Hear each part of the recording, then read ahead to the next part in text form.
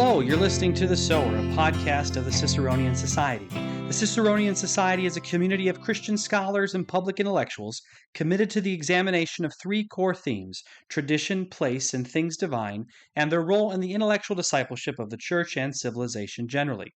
To learn more about us, our events, the podcast, our journal Pietas, to sign up for our newsletter and make your tax-deductible gift, please go to ciceroniansociety.org. That's CiceronianSociety.org. You can also learn about our upcoming conference in Plano, Texas, February 29th through March 2nd, 2024.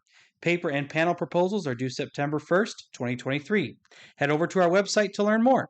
I'm Josh Bowman, Vice President of the Ciceronian Society, and this is part 2 of James Patterson's conversation with Glenn Moots and the subject of Christian nationalism. One of the features of Christian nationalism that has paralleled my observations of something, a very similar development on my side of the denominational divide, something called Catholic integralism. We can talk about that in a minute, but has been that they confront the reality that does not square with the ideal theory they establish, and when confronted, respond with, well, we'll just use force until it works the way that we're supposed to. And what's strange is that in both cases where force has been applied, I'd say there has not been much success. Rather, there's been a lot of failure. And I was wondering, since I know this to be how the church among the Catholics responded, which was to back away, it seems like the magisterial Protestants were already well aware that it doesn't work that great because they were the ones originally subject to force by Catholic civil magistrates. You referred to Mary many times there. She was one of those civil magistrates, right? Yeah, right. Mary the First. There's a lot of Marys floating around in that period. So Mary Tudor, Mary Queen of Scots, Mary the First. So she became the ruler of England after Edward. So Edward took over from Henry, and Henry was not terribly interested in reforming the church. I mean, he originally was an opponent of Luther, which earned him the title Defender of the Faith, which I feel like every time there's a coronation and they call the English monarch the Defender of the Faith, they're trolling the Pope, right? Because the faith that he's defending is the Protestant faith, and I think Charles was still charged with doing that. There's some controversy over whether, how he was going to, handle that, or they're going to change the ceremony or whatever. But Edward was very interested in reforming the church. Henry just sort of tolerated it, I think, and let Cranmer, do what Cranmer did, including, the Book of Common Prayer, right, which is just such a wonderful contribution to the church and to civilization generally. But anyway, I think that's right, and I think that made them sensitive to questions of power and authority, like you said. And even though you did see them sometimes say, oh, this is absolutely wrong, when they were on the outs, and then they went and got into power and were more willing to do some of those things, or at least to be less critical than they would have been before.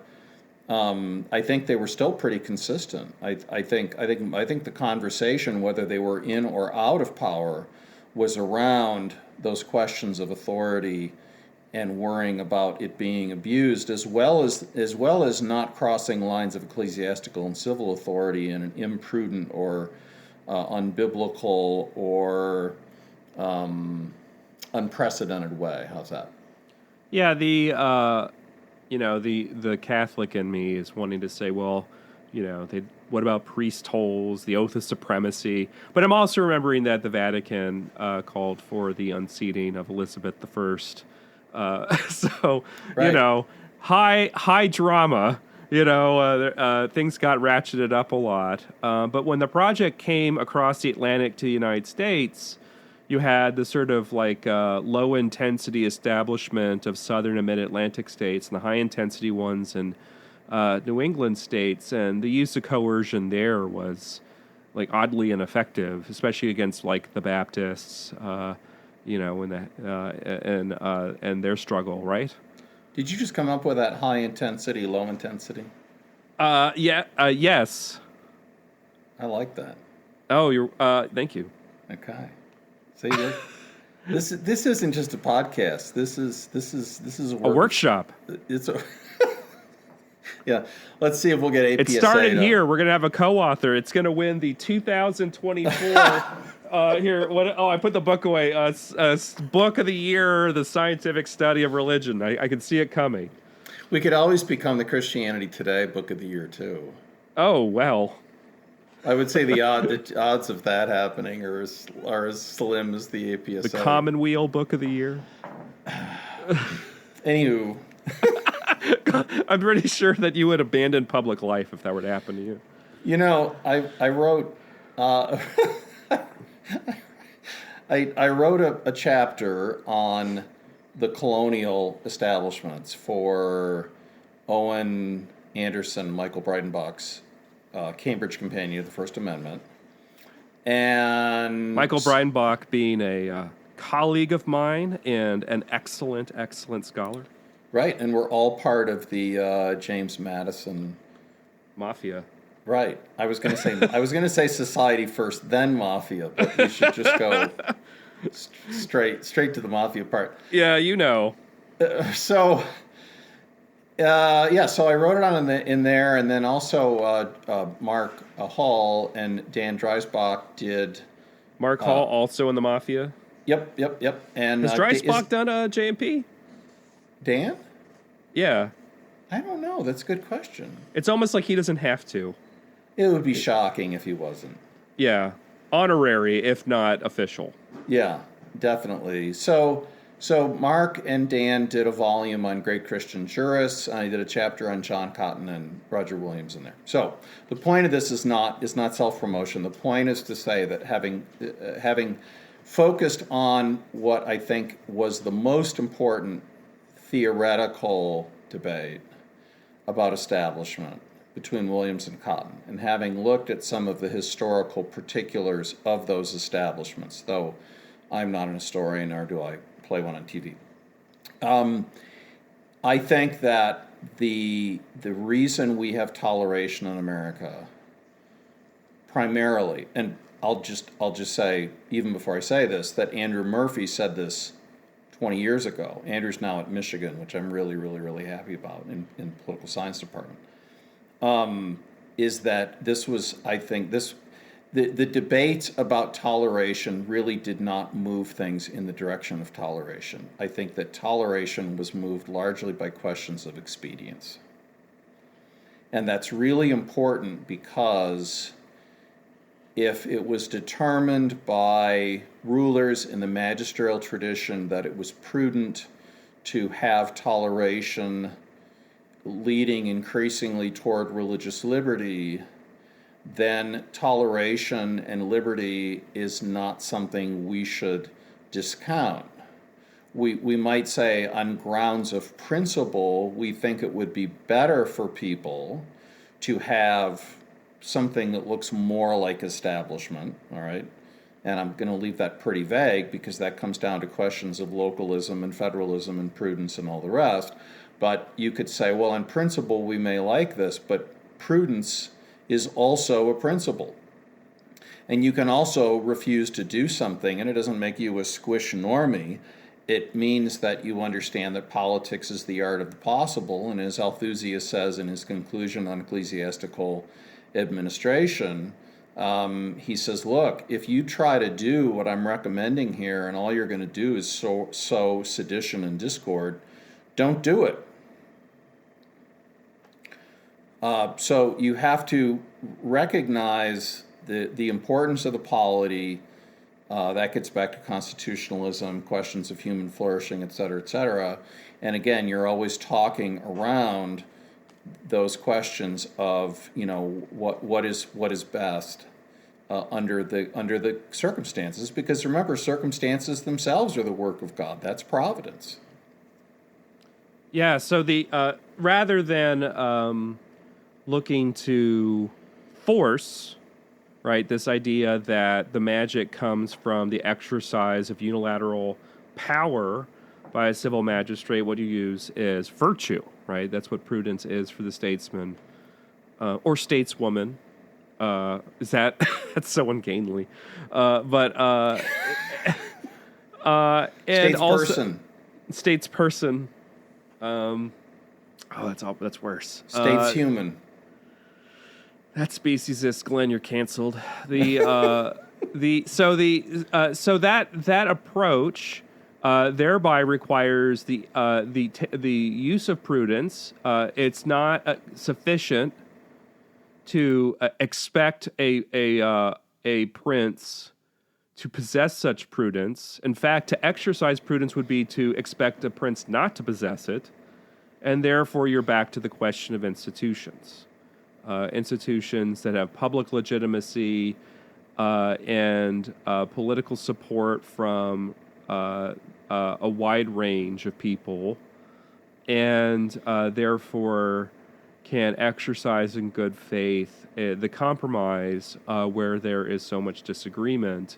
And this is the arrival at first what's called the Protestant hegemony. It's Darrell Hart's description, in which all the Protestants agree in the United States that nobody gets an establishment, and especially the Catholics, and then eventually the Mormons. And then there's a kind of radiating outward after that, in which other groups are then included and so you end up with things like the Judeo-Christian consensus as a term. And what holds the whole thing together is that nobody gets a state sponsorship. And as it turns out, that's a pretty stable way of doing things. So there's no state favoritism, but it's also the opposite of what Stephen Wolfe says.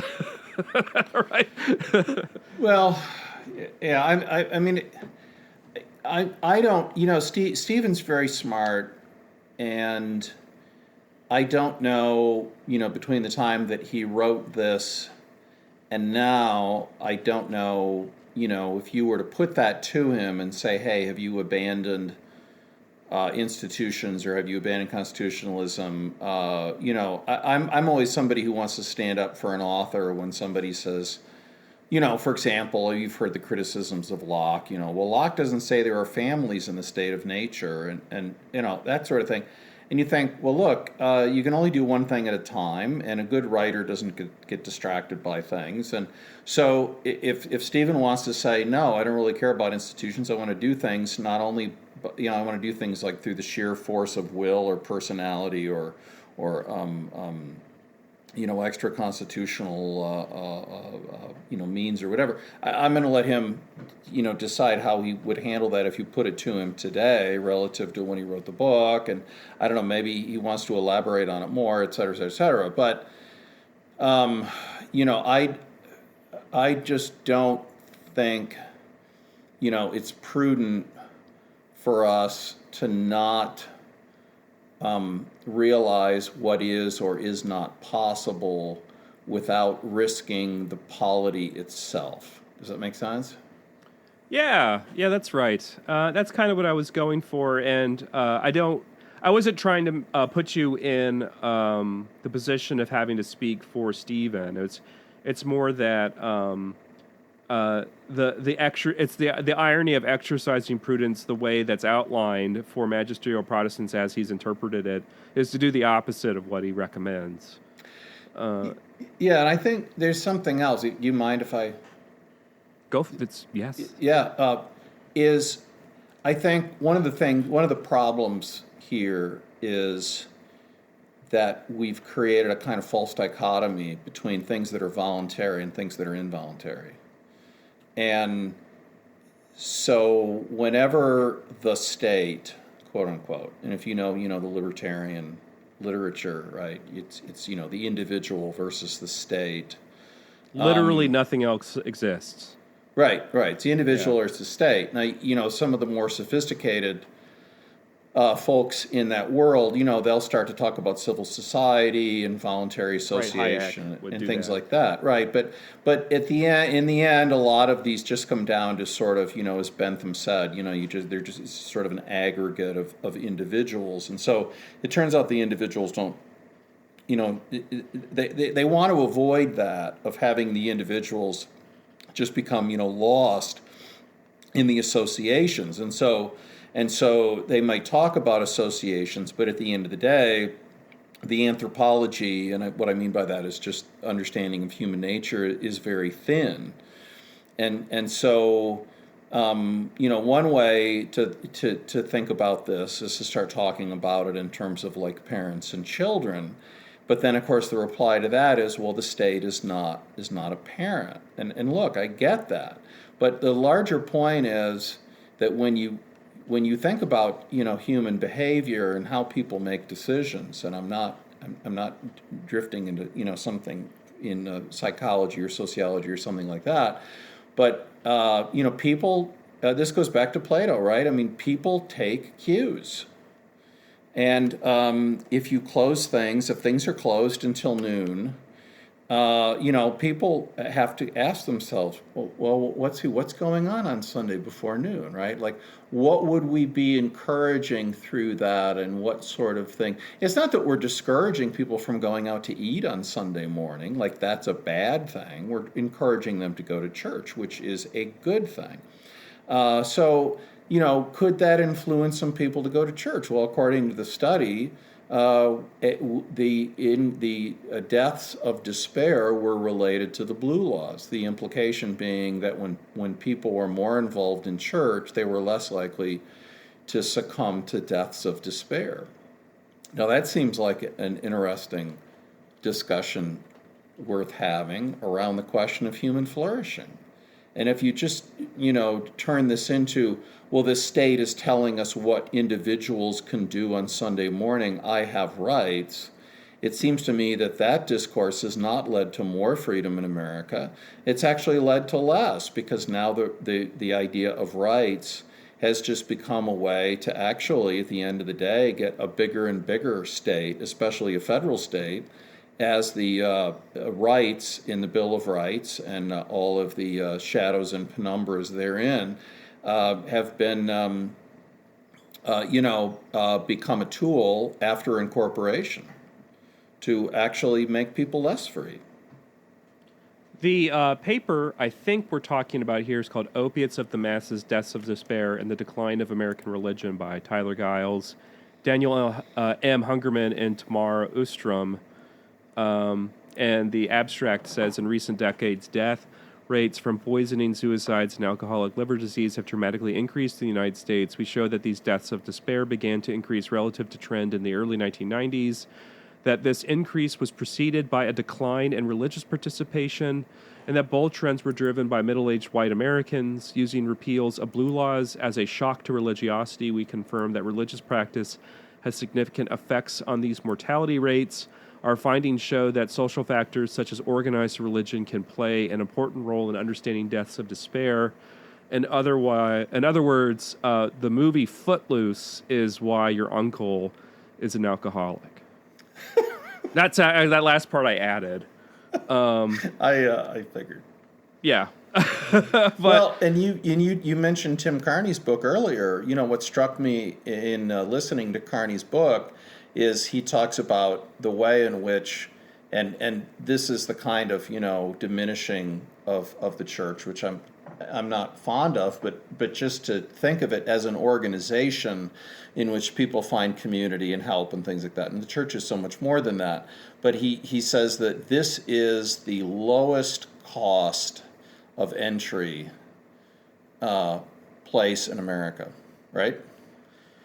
Yeah, I've wrestled with this problem a little bit myself. In a review for Sohrab Ahmari's book, The Unbroken Thread, I talked about how a lot of these rules are selectively enforced in places where there are religious minorities that do not observe the same Sabbath. So there were a lot of shakedowns of Jewish business leaders who then had to essentially incur a tax to hire what was called the house goy that operated the business on Saturday, which is the Jewish Sabbath. And now that we have a large number of Muslims living in this country, I guess we'll need a house haram. I don't know. It could work on Fridays. So it gets complicated, but this is when you devolve the question to local communities, right? Right. I think that's right. And, I think Mark has suggested, having Mark David Hall? has suggested that you could have Friday, Saturday, or Sunday as a designated Sabbath. Now, I understand, I'm going to be an advocate for Sunday, and I'm going to be an advocate for that on different fronts. And I think this gets back to the magisterial point, Stephen's point, which is, I guess I'll just ask the question this way, and this is where, again, I don't just want to turn the church into an association, and I don't just want to promote religiosity as a good. But if you were to say to me, look, we can have things as they are right now, or we can have some acknowledgement of the importance of worship and give people fewer reasons, I might say, well, we can do it like we did it in 1950. Or, I don't know, maybe there's another way. Maybe there's a way, and I'm thinking to like the SCOTUS accommodation of the postal carrier, right? Mm-hmm. Maybe there's a new way to think about this.